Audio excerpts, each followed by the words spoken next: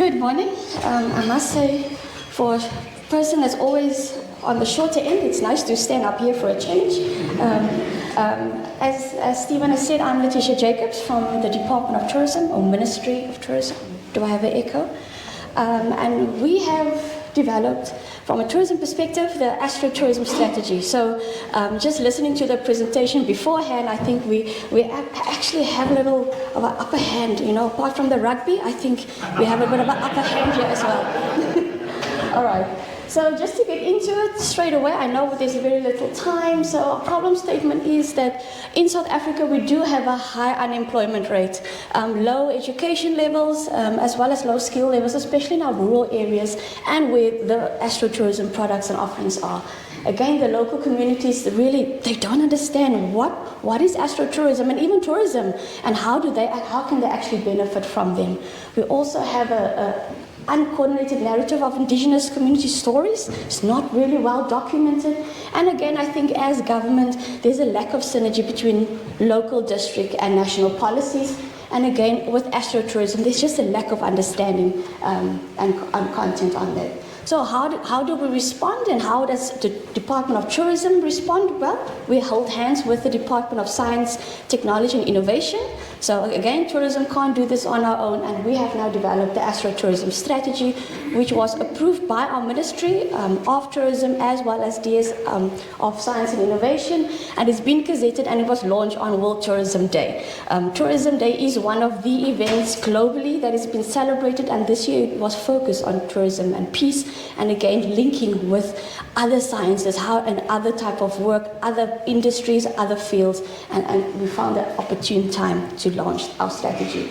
So in one of the presentations yesterday, they mentioned there were only one accredited dark sky product, and this is that one, which is House Lodge in the Kalahari, and this is a dark sky sanctuary. So when we look at the strategic purpose, we really want to enhance the performance of South Africa's astronomy tourism sector in three ways. The first thing is for infrastructure development and improvements. There are a lot of tourism offerings, but again, does it need maintenance studies, and does it need upgrade and upskilling? Optimal functioning of various streams of astronomy with tourism offerings. So this is from your radio astronomy to your gamma ray and optical telescopes. And then very important for us as a developing country is to boost transformation and also improve the livelihoods of our local community. So as for astrotourism to work, we have seen globally that really astrotourism is more moved from the astronomy stakeholders and the astronomy industry, but actually tourism is that vehicle to actually move, to have a greater audience to move this particular niche. So our vision, yes, we want to develop and position ourselves as an inclusive tourism destination that yields obviously sustainable benefits, marketing efforts, and enhancing the visitor experience. So I'm sure everybody knows the Kruger National Park, Cape Town, Table Mountain, but there's so much more to the country as well. A sky which is absolutely free and that we can use to attract more visitors. Our mission, again, is threefold. Again, transformation playing a very important role. We want to enhance competitive destination competitiveness. Our competitors are New Zealand, Australia, and Chile, but also to strengthen our partnerships. And one of the reasons that I'm here today is how can we synergize, how can we collaborate from an international scale as well. So, as we know, with all government, all strategic policies and things needs to be aligned, and we've aligned it from the United Nations, the Sustainable Development Goals, to our Department of Tourism policies, the Science and Innovation, and then we've got a pilot study or area as well, which is rich in astrotourism products, and that is our Northern Cape, which is more of your arid region as well. Can I just go back? And that is the SALT, the South African Large Telescope, which is in Sutherland as well. I'll talk to you about this just now. Okay, so again, our competitive advantage, we've seen this in yesterday's presentation as well. Most of the population, as we know, cannot see the dark night sky, but the African sky still remains one of the darkest and clearest dark night skies with favorable weather, and we still have a lot of lack of light pollution. Our competitive advantage also is our indigenous star law, And this is Petrus Farboy. He is one of our chiefs in the Bushman Sand community. And it was so beautiful where he explained that as they walk through and as they hunt, by day, they track on the dunes, but at night they are navigated by the stars. And then just the interconnectivity that our first people have with the celestial movements as well as the landscape. So as we know, before the invention of modern technologies such as the telescope, South African indigenous peoples used their knowledge of the sky for agriculture, reproductive cycles, rainmaking, navigation, and also to manage natural disasters. Our competitive advantage number 3 is our tourism offerings and experiences. As we know, only one of this, and this is just a baseline offering that we have. We still need to do a further, see how our supplies look like. But as you can see across the country, various attractions, and this might be from a planetarium to a guest house that astrotourism, a telescope, and sharing a story.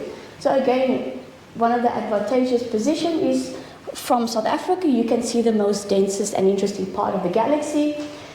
Also, when we look at other sciences, 4 of the world's best preserved meteorite impact craters are also found in South Africa. Also, we have now recently found dinosaur fossil embryos, and we're building the Dinosaur Center. So not only are we looking at astronomy, but the broader science as well. And as I've mentioned, SALT, which is the South African Large Telescope, which is the largest single optical telescope in the Southern Hemisphere. And again, from a radio telescope point of view, the SKA, the Square Kilometre Array, in Carnarvon, which is the world's largest radio telescope, with the mid telescope in South Africa and the low frequency in Australia. Right, and as I've mentioned, I just want to read this quote. The stars alone will do nothing to boost tourism. We need a bigger plan, and one that is great in the area. So not only are we looking, as I've mentioned, just on astronomy, but how can we look at other sciences? Astro, paleo, biodiversity, agriculture. How do we link it with our scientific offerings? SKA, radio astronomers do not like people, tourism like people. So how do we marry that? So it's a very interesting relationship that we need to manage between tourism and radio astronomy. And again, leveraging of tourism with local, with our indigenous astronomy as well, with the scientific knowledge as well. One of our success stories is Sutherland, where the South African Large Telescope is, and this is a very small town. And because of the telescope there, the town has now bought into the whole astronomy motif. So now it's called Jupiter Guest House, Skitterland, and Southern Cross Diners.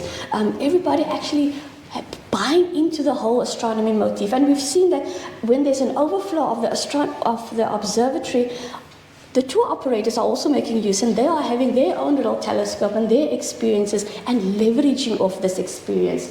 So again, a very small town, but again, such a lot of activities. There's our first private-owned dome planetarium, stargazing, and obviously all other tourism activities as well, over and above the observatory experiences as well. So unlike New Zealand, of our previous speakers, South Africa is very vast, and it takes you quite a while to get there. So when we are driving or taking a flight to a place, let's make the route interesting. Let's have people to stop by so that they make the road as part of their journey. So now not only are you looking at developing just one particular area, but you're also looking at the broader area as people move along, and that is the importance of tourism route development. So our strategy has 3 strategic pillars: indigenous celestial narratives and human capacity, infrastructure development, and of course inclusive tourism growth and partnership. So for the first pillar, as I've mentioned, there are a lot of socio-economic issues, but again, looking at our interventions, because my time is almost finished, is tourist guide training, and we've just had a training of 6 youth who just finished their high school, and they have had very basic astronomy course, and now they are now accredited tourist guides. So again, really involving and having the community tell their stories from an indigenous point of view, but also now educating and creating jobs through that. Infrastructure development, as I've mentioned, radio astronomers don't like people, but how does tourism respond to that? We have now are building the SKA Science Center so that we can also provide that access and that interpretation of the sciences to people which is accessible. And the last pillar is obviously inclusive tourism growth and partnership. We have just hosted the General Assembly of the International Astronomical Union. I think some of you were there. And again, the World Cup of astronomers also happening, that was happening, and again, having such an influence in our country. So again, we have developed a National Astrotourism Governance Body, and we also want to develop the astrotourism route.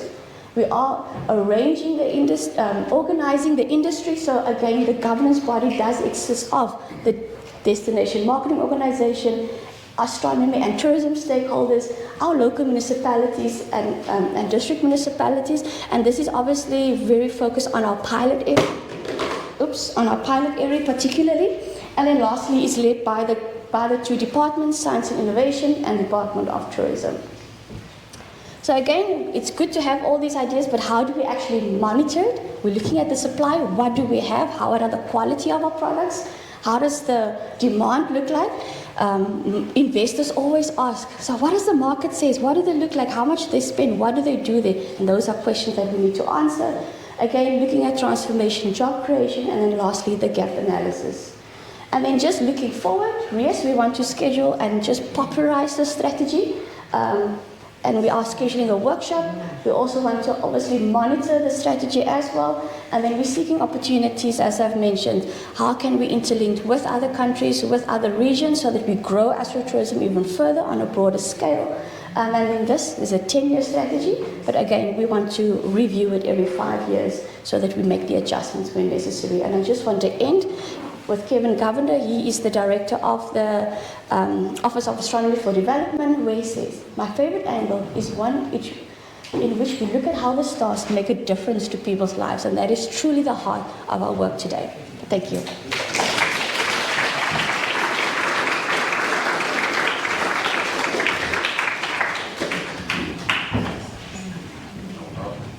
We've even got time for questions. Sure. One more. That was a great talk.